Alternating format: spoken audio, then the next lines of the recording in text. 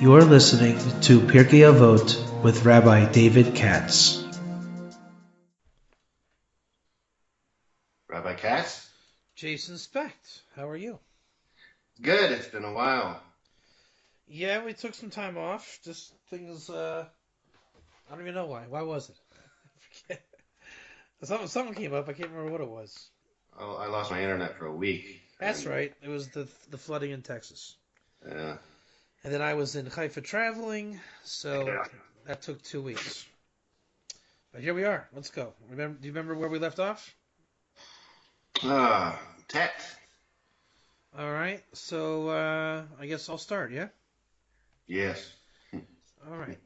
Shimon ben Shatach Oimer Hevi Marbe lechakur es ha'edim veheve zahir bidvarecha Shema mitoichem Yolamdu l'shaker.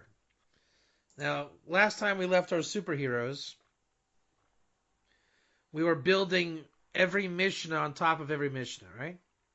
Yes. So this should be a response to the previous Mishnah. Right? So we've come through the tradition and just get to run through, do it the right way. Open up your house. Know who's in your house. Define your house. Then you realize you're in the court of law. Right? It's just kind of crystallization. Mm-hmm.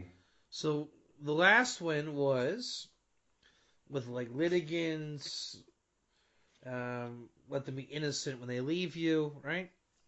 So now, mar b'lechakur es ha'edim, increase investigation of the witnesses. Be careful with your words, lest in their midst yolamdu l'shaker, that they will learn to lie. How do we get there? How would you, before we get into the English into this Mishnah proper, how would you identify the linkage from 8 feeding into 9? Go ahead. Well, don't make yourself like a legal advocate. That was saying don't choose a side and don't try to lead people and help people. Right. Necessarily view them as wicked. And so here, it's kind of, it's just another qualification of how do you do that? Well, you have to be very careful about how you speak so that they don't, you're not throwing them hints on how to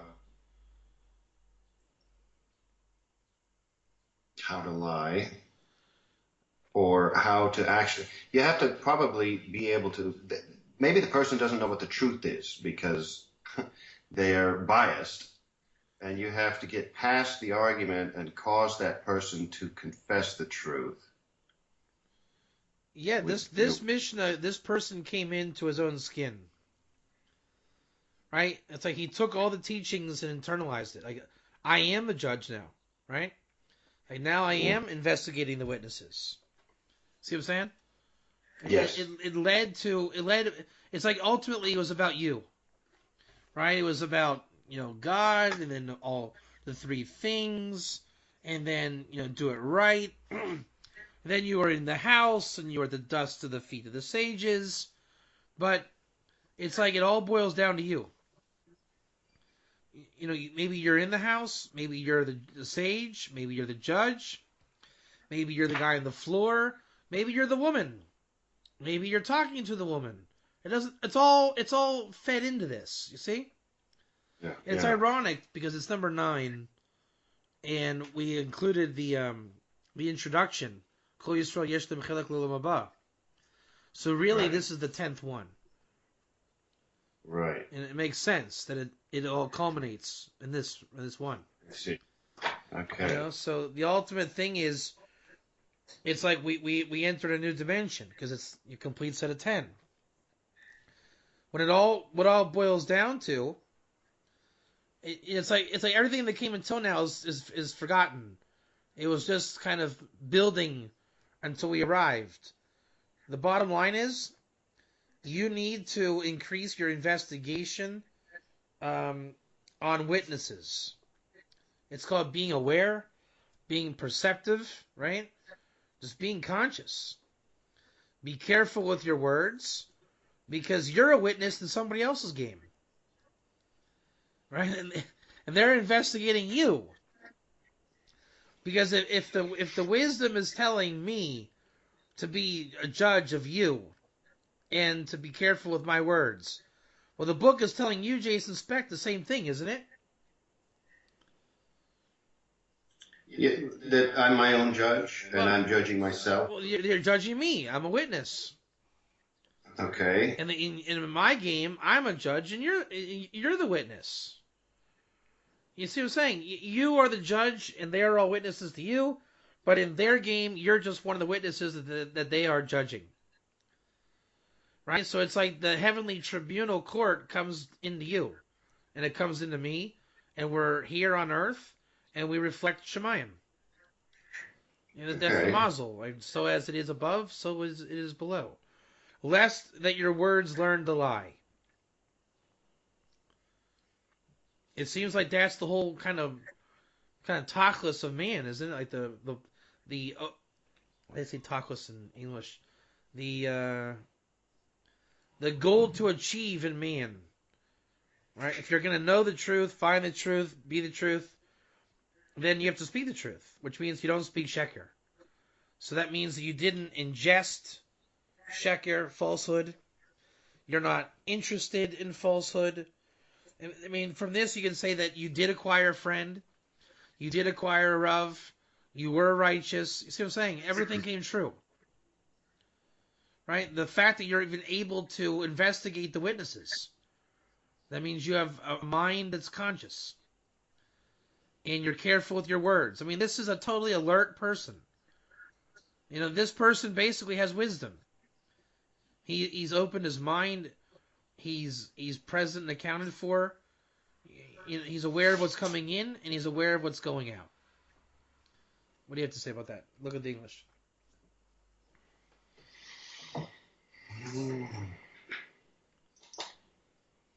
Question witnesses at length. You take care with your words, lest they infer from them how to lie. You want to hear something interesting? Yeah. Look at the end letters of the last 4 words. Okay.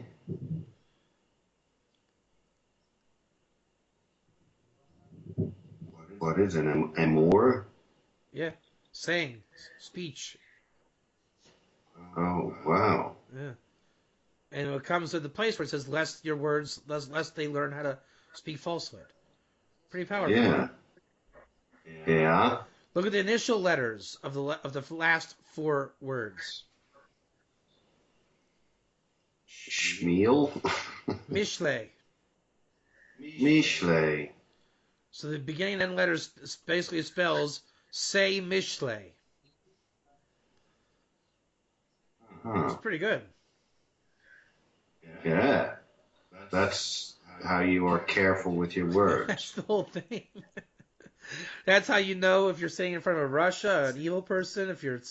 That's like the essence of Mishle. Wait, this whole thing, I've been through Mishle. This is like that Mishle is Proverbs of King Solomon, right? This is like the essence. Mm-hmm. Being aware and know what's coming out and what's coming in. I mean, it doesn't get more essential than that.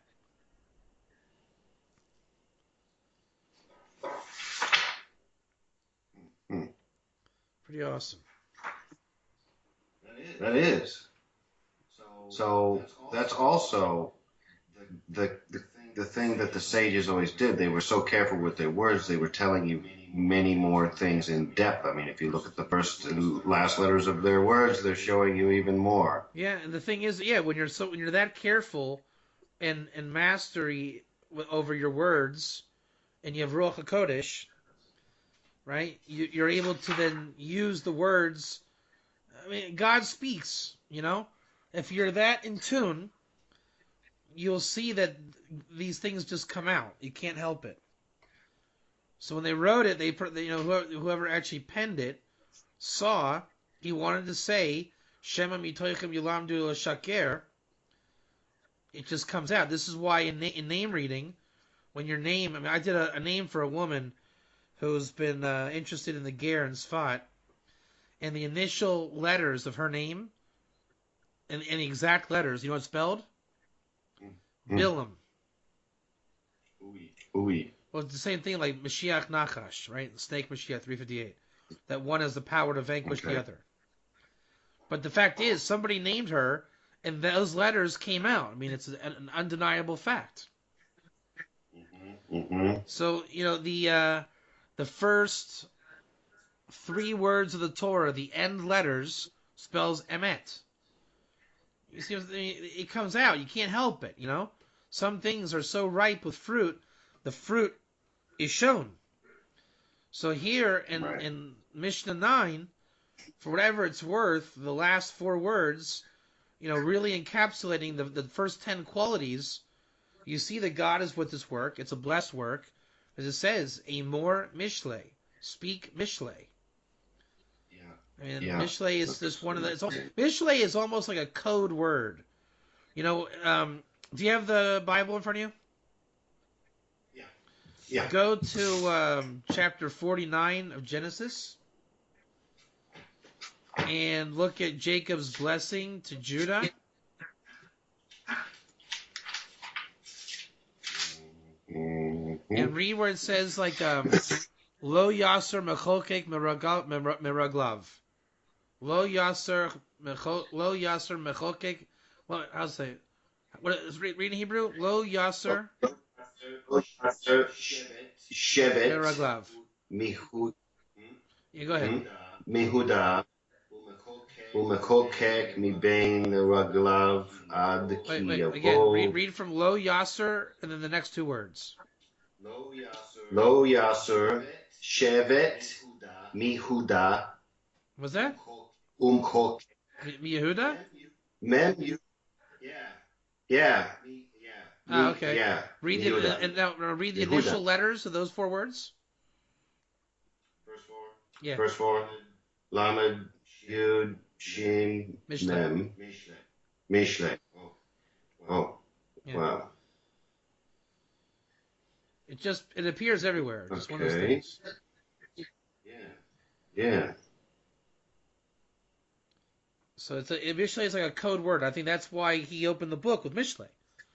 Right? It's really rich letters. Shin Mem Lamed Yud. They're very rich letters. Right? It spells Shem Li. Like Shem Li. Shem is to me. Either Shem or name is to me. And that's what you want here. You want a good name. If you're interrogating the witnesses and you are not speaking falsehood and lies, you're going to have a good name. As it says, what is the highest thing? Not the crown of kingship, not the crown of priesthood, not the crown of Torah, but the crown of a good name. Which I think that's Pirkei Avos, isn't it? We're going to get to that one eventually. Yeah, I think so. Let me see. I don't know where it is, but yeah, we're going to get to it at some point. So Mishle is one of those amazing conceptual words. Anything else you see in the meantime?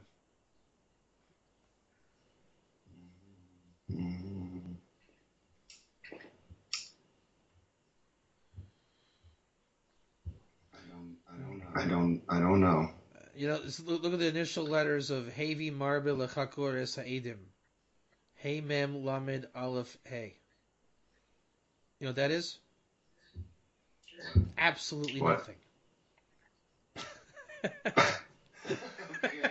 Okay. This is one of those. Gotta keep you on your toes. No, just looking. There's nothing else I see. Let me see here. Marbila Chakur. No, I think that's about all I see. Anything else to give? Or is this a short one this week, maybe, huh? Well, I guess so. Let's go back to the overall scheme where we saw everything building. Yeah. Um, service reward. Actually, my mind just keeps going back to this thing that I was saying earlier. Is a person should be always judging himself. If you judge yourself, then heaven lets you goes by your ruling, right? I mean, if you're judging correctly. So I just keep feeling like if the wisest men that ever lived are giving their advice, what the one thing they would leave you with, and it all has to do with being in court.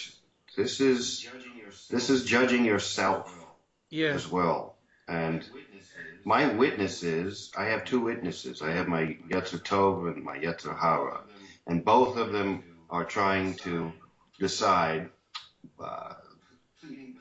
pleading before the judge, who is supposed to be me.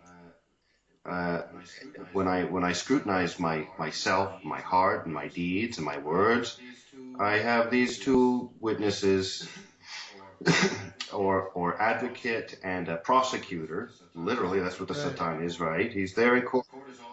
Court is all about the Satan. Well, yeah. Well, in a very simple way, you're describing living with your mazel, right? Because one of the definitions of mazel is the angels that are intimate with your life, right?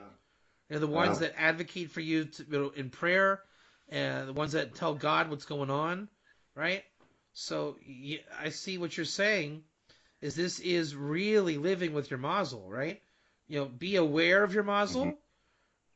Obviously, be aware of your words, not only because of danger, but because be aware of the Ruach HaKodesh that comes out of your words. According to King David in Psalms, every word is latent with those hints like Mishle. Everything you say has spiritual, angelic quality to it. So be careful with your words is pay attention to what God is saying and filtering through your mouth. Lest they learn to lie, meaning you want holy, pure tongue. Right? You don't want to be talking about things that are not true. The holier your speech, the more God can come through in a way that you are aware, and then you can investigate your own speech. Right? Right, because sheker is more than lying. It is any falsehood in your life. This is what maybe even Rebecca says to Jacob, Shema b'koli, listen in my voice. And this is what she said. That's what that means, is that there's divine quality coming through if you pay attention.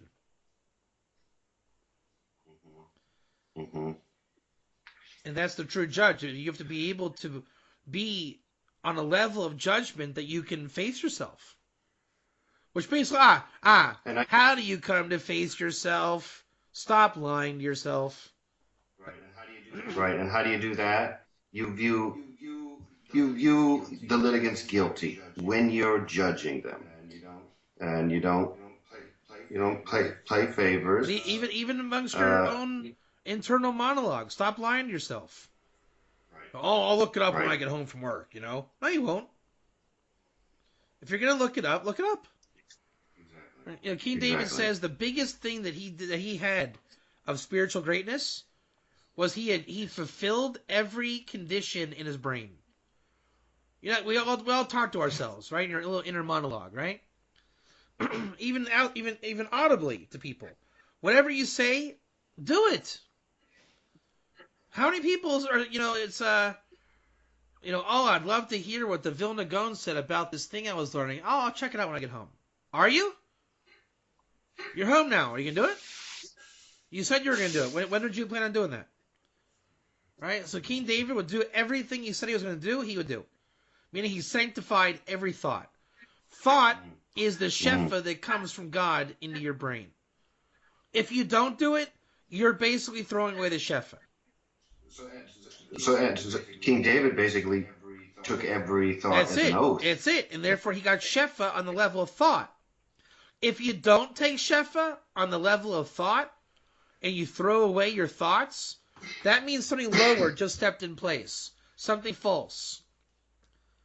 Right? So now let's say it's thoughts for your work. Now you're a slave. Now all your thoughts are about making your boss happy. Now you got to do what he says. Hey, boss, let's get this sale 40% off. We'll make a fortune. Okay, Jason, do it. Now you're stuck. You wanted to go fishing. Now you're not. Now you have homework to do. And if you don't, I'm going to be very upset at you. Now I'm the judge. And now you're not the judge. Now you're just squirming. And then it goes lower and lower and lower. How low do you want to go? So basically, the whole reclaim your mind and free your mind is when you begin to sanctify your thoughts. God says, I'll give you the thoughts, but you got to sanctify them. You have to actually think it. You have to do it. Right, and you're under oath in court. And it just dawned on me. I'm flipping back through these things, and I'm realizing that, we brought this into the court. But if they're teaching us how to think in every one of these things, it makes sense. If you bring yourself under oath and you interrogate yourself, your witnesses, your deeds, what if everybody else, they're telling you things like, don't think about women too much, don't think about an evil neighbor, don't think about retribution. They're teaching you how to think. That's properly. pretty amazing, Jason. And to what does a judge do? He hammers the gavel down and he says, "You're out of order. Everybody listens to me." So why don't you talk to women? Because what are you doing thinking about talking to women all day long? That's the answer. Exactly. It's because you're thinking about women. This is what's going on in your head. You're not really talking to her. You're having an imagination. Right. I think you're spot on, man. It's about telling you how to think, teaching people how to think. That's what the sages do. 100,000,000%. 100,000,000%. I agree with you all the way. Cool. I did a Hiddish. That's a big Hiddish, man. That's a big one.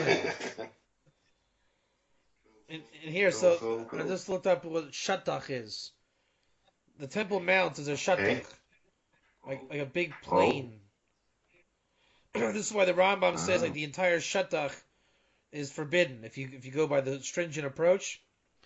So Shimon ben Shattach is, I am in a constant state of listening from the plain experience, or spread out flat experience.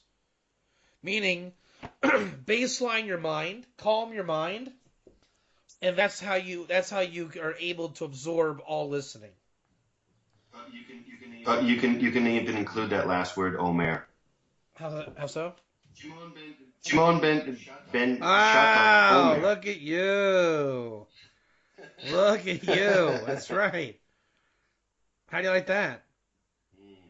Shimon ben Shattach Omer. That's the whole thing. Wow, because Shimon is listening. Yeah, it's a constant state of listening. By base of ben Shattach Omer. Right? Shimon ben Shattach. Like, just have your mind. King David said the time that his mind was empty was the best time. Because if I'm not there, he said, then only God is there. And that's awesome. If God is there, that's all good. That's deep. Yeah. So as long as there's that flat out experience in your mind, that means you're listening. That means that now you're able to speak, Omer. So just because there's not a party going on in there, that's called thinking. You think that when your mind is filled with shtusim, that's called thinking. No, that isn't. It's that when your mind is just absolutely spread out, and you're able to you are in a state of listening, then you can speak. That is speaking. And then you see the rich letters and combinations come out.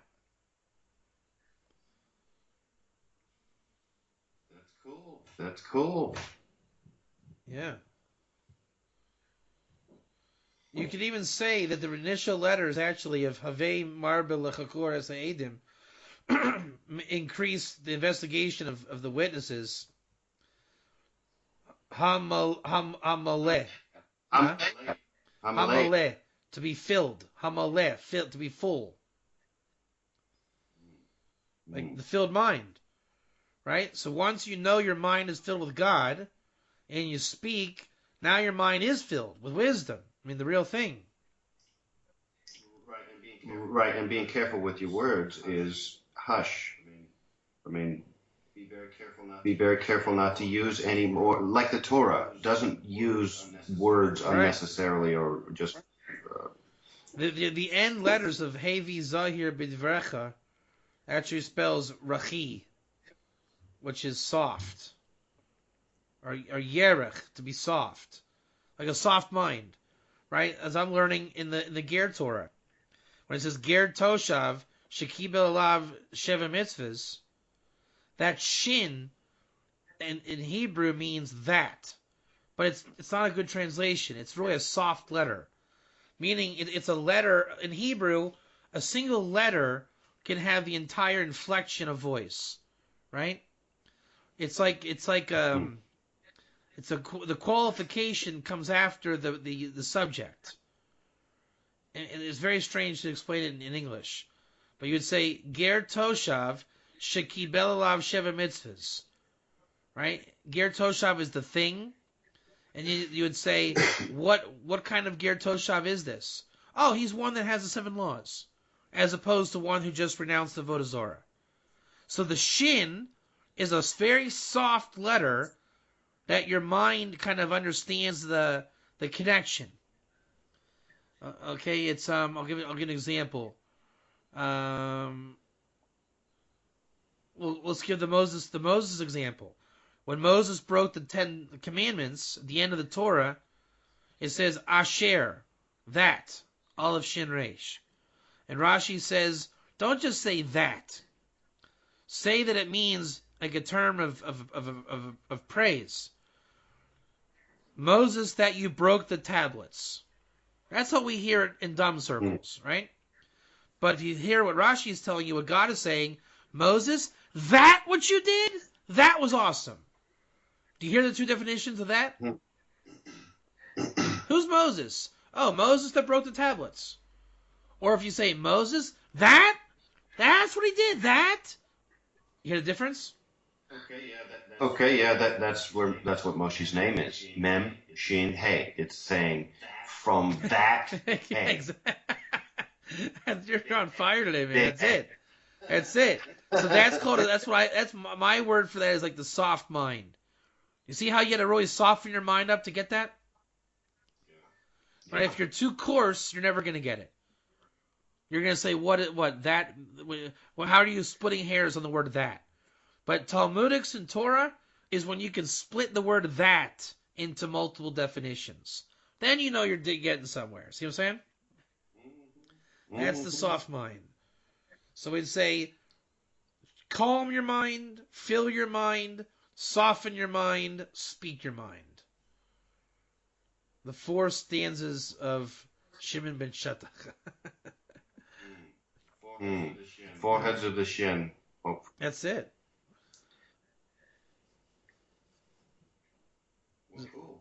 Well, cool. I think we did something here. I'm just looking at the beginning of Shimon ben Shattach Omer, if there's any hints. 1 second. 2 nuns, a chet, and a resh.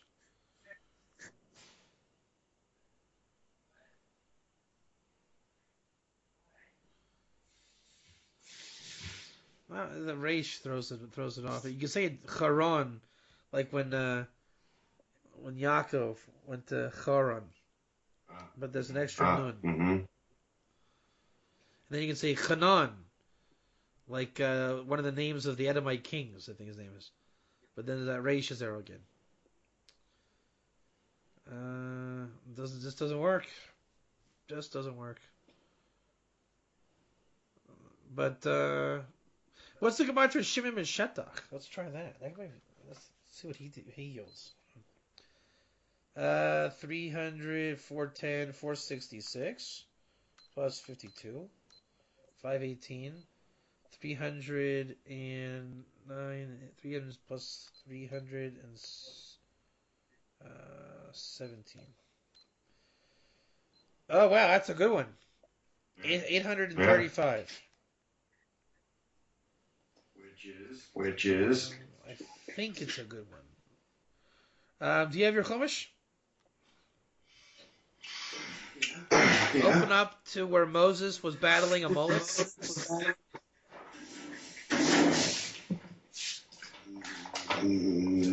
That's going to be Yisro, or right before Yisro. What is it?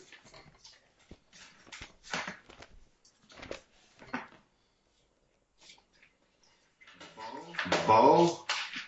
What's that? Beshalach. Hey, by the way, the initial letters, Shimon ben Shatach Lomer, is the Gematria Moshe Rabbeinu. Oh my. But let's see. It's the end of Beshalach. So watch this. When we take the Gematria,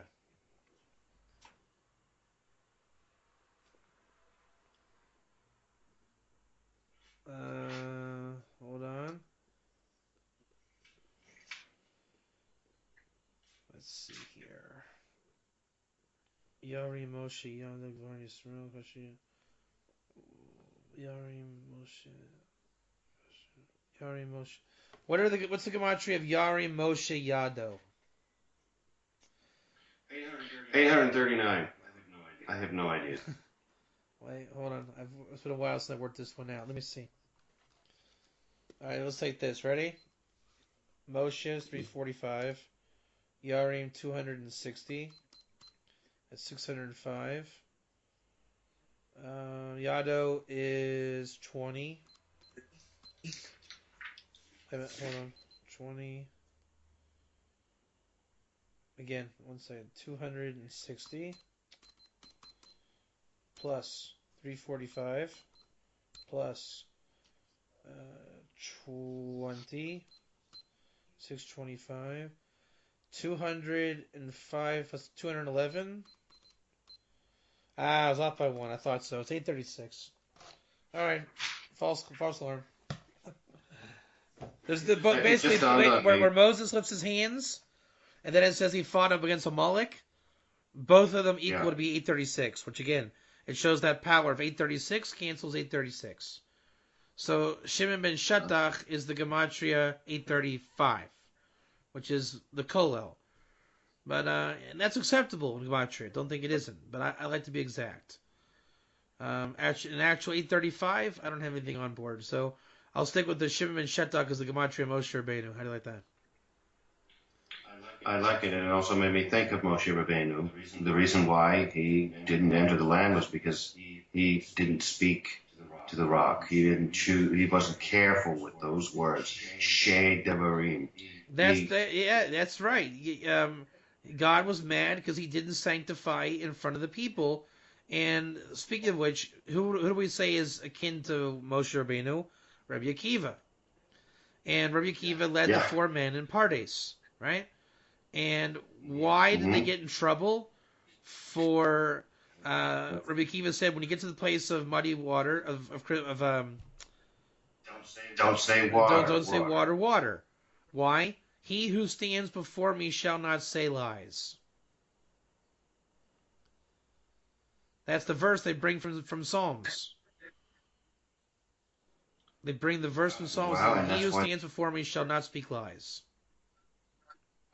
Okay, and that's how Moshe didn't sanctify Hashem. Is he was told to speak, he struck, and he showed the nation. And so this is the Pardes, right?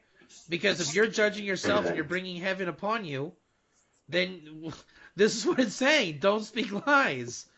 Here, I'll bring you the verse. Watch this. Hold on. Yeah, because Hashem is the judge, really. Well, yeah, that's the whole point. You're judging yourself. You can't even be in court if you're judging God, right? And if you're so as it is above, it is below. Then you got to take your judgment of yourself seriously. If God says, when you stand before me, you will not say lies, then if God is working through you, i.e. Mazel, then you got to take it just as serious. Right? So here's the verse. Check it out. By the way, this is very apropos to the Gemara of Pardes. Why? They entered the Pardes, right? How did they go up to Pardes? Kagon al Yadei Shem. For example, by means of Shem. Oh. How do you like that? So there's that Shem Li, the Mishle, Shem Li. And Rashi says as well, Yes. Pardes alu l'rekia al Yadei Shem. They went up to the firmament by the power of Shem. This is pretty incredible. Names. I mean, maybe that's the thing, is when you gain consciousness of self-judgment, you really are into a Pardes issue. You hear what I'm saying?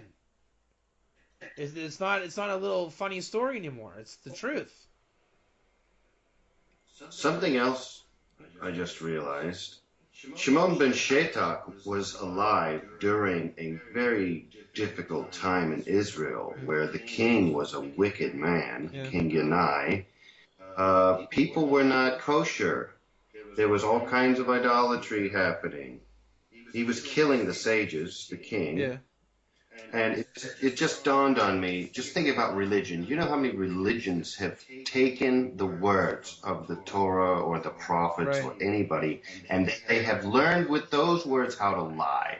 And they create their own religion with just enough truth to deceive. That's it. But they learn how to lie with them.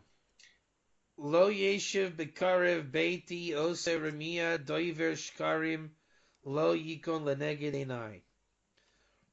Look up Psalms 101 verse 7.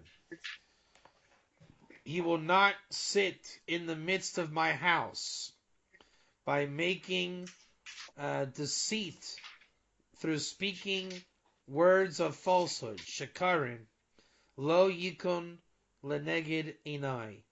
He will not be prepared to exist in front of my face. That's what's spoken. So it says, Rabbi Akiva said, when y'all reach the place of pure marble stone, don't say al ta'omru, Jason, right? Here we're saying say. Rabbi Akiva is saying you don't say, right? So when you say when it's the truth, when it's not the truth, you don't say. Don't say mayim mayim. Because it says, Dover shekarim lo yikon neged enai. The speaker of false words will not exist before my eyes. See that? Yeah.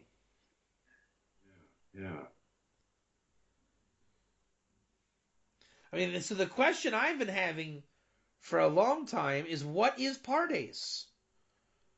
You know, I don't believe it was some kind of tripped out mystical experience necessarily. I think it's something very practical that people can experience. The question is, How did one go insane? Huh? How did one go insane then become a heretic? So the question is, The what is other. it? What is it? Yeah. Let's see here. Reading a commentary. I'm not sure. I mean, obviously it could be the mystical experience, but I'm always working on it to try to get it really refined. But the speaking of lies is what it's about, you know, to learn how to stop speaking. Maybe that's what it is. You know, how did they see Matat and become a heretic? Your words will incriminate you. Rabbi Akiva spoke the truth, because how do we know? He told them, don't say mayim mayim.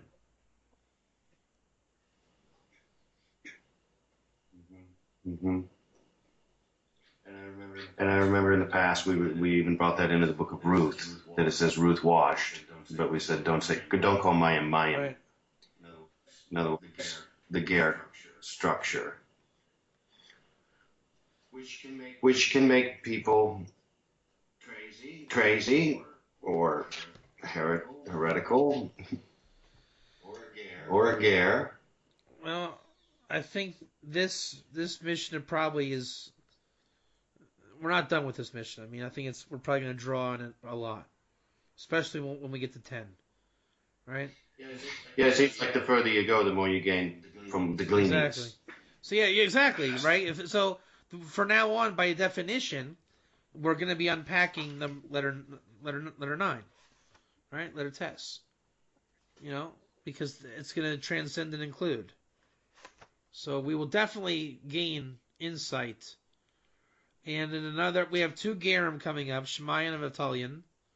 And then we're hitting up with Hillel, that's going to teach us about the students of Aaron.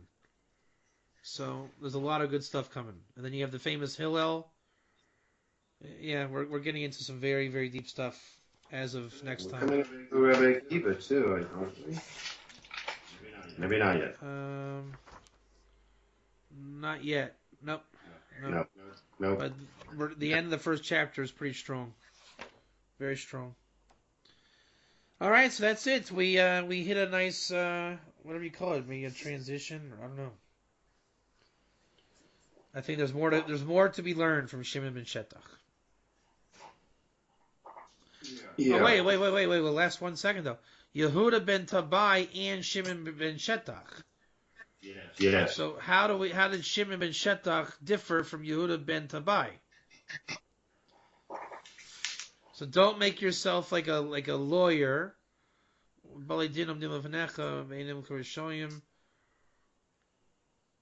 I would say Shimon ben Shetach is the panemius. He's the inner level. Yehuda ben Tabai is like external. Mm-hmm. Don't act. Don't do the. He's telling you on the external realm, reality, people. Shimon ben Shetach he's the internal message. I wonder if that's part of the unfolding of the tradition. There's always one guy on the outside, the Chitzonius, and another guy on the inside, the Panemius. That's why there's 2. a pair. Yeah. Yeshua ben Prachia, v'nitai arbeli kiblu mehem. Yeshua ben Prachia omer, oiseh l'charav, koneh l'chaver, hevi dan eskul ha'adam l'chaschus. Let's say that's the outside. Nitai arbeli omer, rachek mishachin ra. That's it. You see that? Yep. Yeah. Like make for yourself a Rav.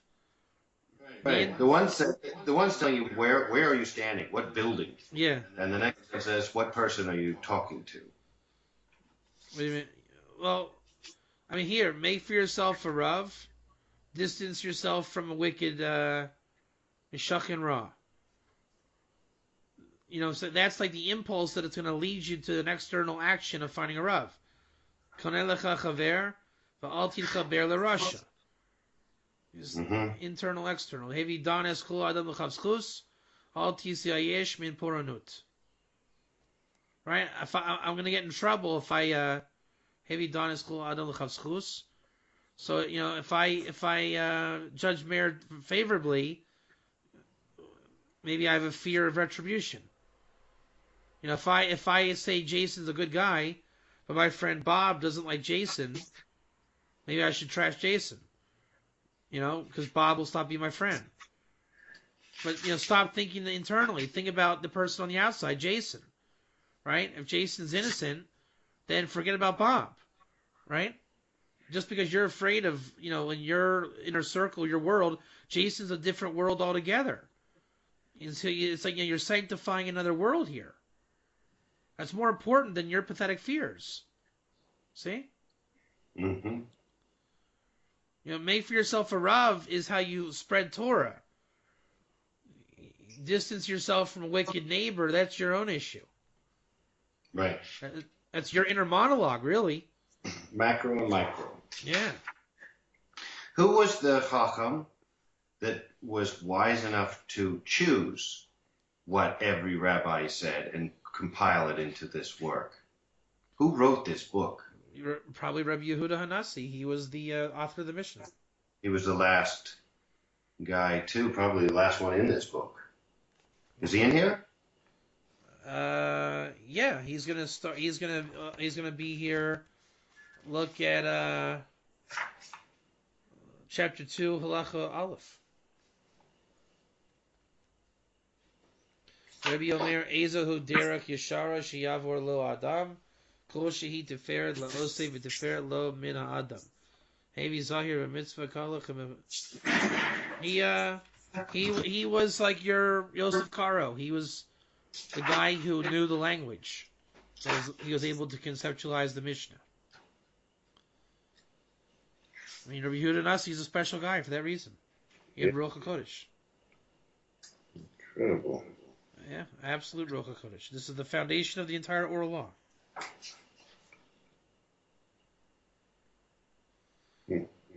I mean, basically, it's Ruach HaKodesh. I mean, whoever redacted the Talmud, which was Ravina and Ravashi, you know, they had Ruach HaKodesh too. The oral Torah was put together with Ruach HaKodesh. We're seeing it. Yeah. Absolutely seeing it. And like you said, this work, Pirkei Avot, is the only one that doesn't already have a Gemara, right? So it furthers, it leaves the oral Torah even still fertile for more. That's it. That's it. It was designed to think. Thoughts, right? This is how you think. It has to be how you think because it's designed to make you think. Right. And how do you think is leading you to maybe Ruach HaKodesh? Maybe that's actually Ruach HaKodesh is the thought of a perfected human being. That's the idea of. I'll tell you. You probably know this already. The path of the just, right? The idea is to lead to Ruach HaKodesh, correct? I guess so. You can do it. Let's see here. The famous thing. This is one of the first books I ever bought. Oh, yeah? Yeah. Let's see here. Ramchal? Yeah. He tells you the order. One. Let's see if we can find it.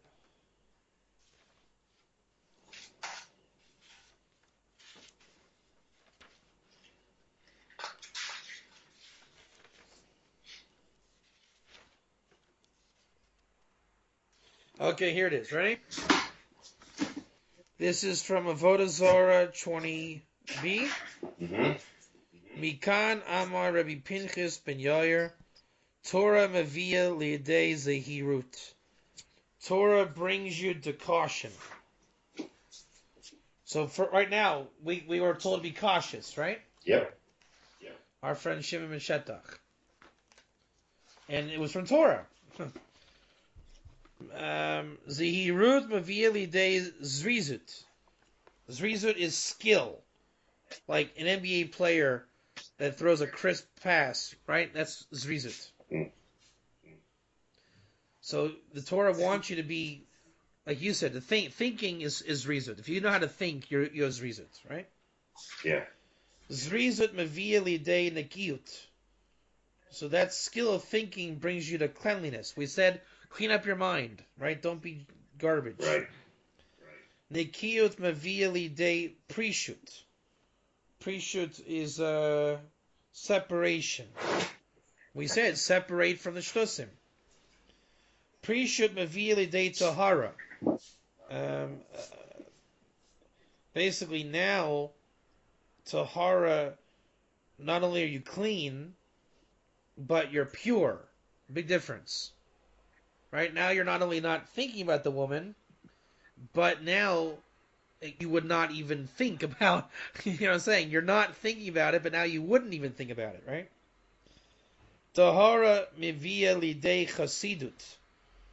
So once you're there, now piety comes into the picture. Now you're producing good thoughts. Chasidut mivia lidei anava.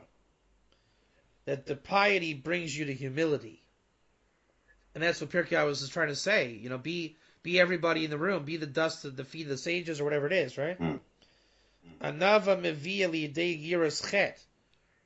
So not only are you not thinking about the woman, but you're well aware of the sinful nature that could exist if you were. Right? I mean, it's now considered to you a sin. So when it says don't speak to a woman, the impression would be you're well aware of the sinning nature of it, right? Not that it is a sin to speak to her, but you're aware that if I do it casually, why am I doing that? Why am I not guarding against sin? Yirad chet mevile de kedusha.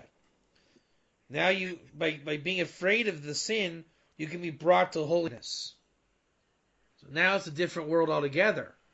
Now if you're speaking to a woman, it's in the realm of holiness. Word of Torah. Kedusha mevia lidei ruach hakodesh. Now you can hear what the woman has to say. You don't even know what she has to say until you have ruach hakodesh, because she's only speaking the level of rich words like this, right? So why would you talk to her if you're not on the level of ruach hakodesh, and that level? Because remember, the house of meeting there was a house of Torah. So you have to be on a level. Ruach HaKodesh mevia lidei techiyas hamesim. Ruach HaKodesh brings you to the resurrection of the dead, which Jason Specht gladly told you that is you're living with your mazel. Because if you have no mazel, you're dead. And if you have mazel, you're alive. It all stems from thinking. Yeah. The letters are thought. That's it. This whole thing, it's just splitting hairs between Zrizus and Nikias, Dikias, Precious. It's not huge, drastic changes, but they're very fine levels of distinction in your thought process. You're becoming extremely adroit. The difference between Techiyas Amesim and Torah is a fine line.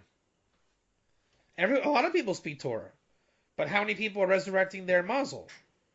Right? How many people are coming to caution and separation? This is a thought process. So interestingly enough, this brisa, which is a Mishnah from the Oral Torah, the Ramchal brings it in his book, The Path of the Just, Mesilas Yesharim, and it's basically an ethics book. Yeah. Mm-hmm. And it's very Pirkei Avos ish. It is. In fact, I'll read the first line, if I remember correctly. It's very powerful. And we'll end on this. The explanation of the principle of the duty of man in this world. Yesod HaChasidut v'Shoresh HaAvodah. You know what the initial letters of those are? Mm-mm. Yesod HaChasidut v'Shoresh HaAvodah. The foundation of saintliness and the source of all service. He highlighted the Ramchal, the initial first four letters. Yud K Vav K. Oh, wow. So what he's telling you is, hey everybody, how's it going? I'm well aware of the richness of my words. See? Wow. Not an accident. Tamima hu sheyizbarer v'yitamet etzel ha'adam ma chovaso ba'olamo ulama tzarich sheyasim mibato umagamaso b'kol asher hu amel kol yemei chayav. The foundation of saintliness and the root of a perfection in the service of God lies in a man's coming to see clearly and to recognize as a truth the nature of his duty in the world and the end towards which he should direct his vision and his aspiration and all of his labors all the days of his life. That man is constantly toiling, and the Talmud says, this is me speaking, and quoting the Talmud, and that a man should toil with his mouth. That is words of Torah. Right? And the sages of blessed memory has said that a man was created for the sole purpose of rejoicing in God and deriving pleasure from the splendor of his presence, for this is his true joy and the greatest pleasure that can be found. The place where this joy may truly be derived is in the world to come, which was expressly created to provide for it. But the path to the object of our desires in this world, as our sages have said, this world is like a corridor to the world to come. And with that, I wish you, Jason Specht, a good Shabbos, if I don't talk to you until then. And it's been a pleasure, as always. Thank you, Rabbi. Next time. Yep. See you next time. See you later. Bye. Bye. See you later. Bye.